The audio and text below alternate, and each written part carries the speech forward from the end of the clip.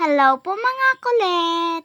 Ngayon po ay magpapabunot ako ng ngipin. First time ko nga po pala magpabunot sa dentist. Kaya medyo kinakabahan po ako. Buti na lang kasama ko si Mami at si Daddy na nagsasabing parang kagat lang to ng langgam.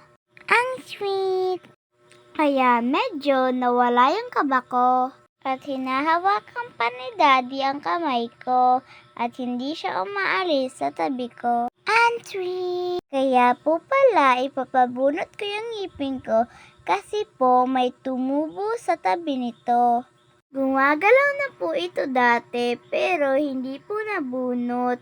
Kaya po tumigas ulit. At ito na po, nabunot na po ang aking ngipin. At tuwang-tuwa na po ako dyan dahil nabunot na po ang aking ngipin na hindi ko po naramdaman ang sakit.